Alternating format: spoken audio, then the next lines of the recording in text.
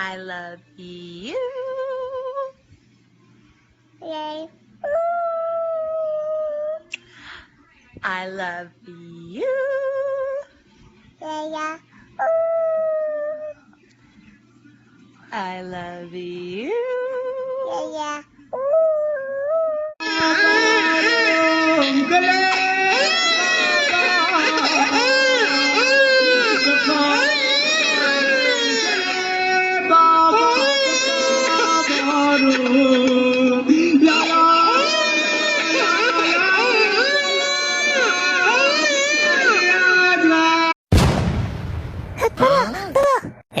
زهر بار هرچی دود کرده بودم پرید. بابا پول بده، میخوام برم توپه بخرم. چی میگی پسر؟ پولم کجا بود؟ تو که میدونی هر روز یارانه ندادم. من نمیدونم، با توپه میخوام، یا پول میدی یا میزنم شیشه ها رو خورد میکنم. تخم سگ میگم ندارم.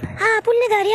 پول داری تریاک بخری بکشی بره هوا، بلی برا بچت که میرسی پول نداری؟ ای خار مادرم ثابتی، برو همون خروس مادر مرده بردار بازار بفروش، برا خودت توپه بخر.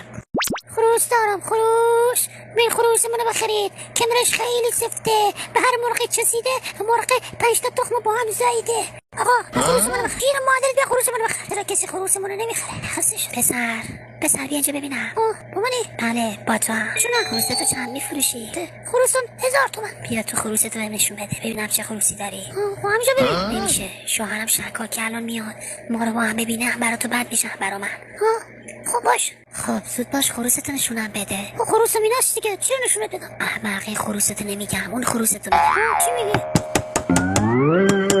وای خاک تو سرم شد، شوهرم اومد. زود باش برو تو زیر زمین، زود باش. باش اومدم.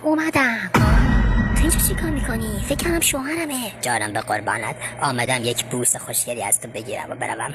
دلم برای آن لبای خوبت تنگ شده است. باشه فقط زود، الان شوهرم میاد، زود بیا داخل. جانم به قربانت، دلم برای تنگ شده بود، بیا بقلم.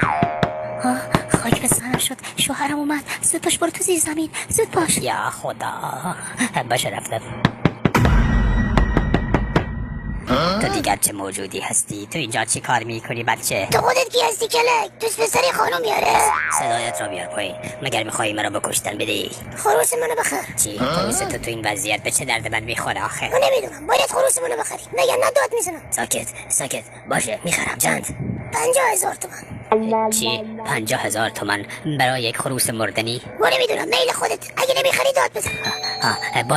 باشد میخرم. بیا اینم 50,000 تومن. سگ خور. اوی خروستی میفروشی؟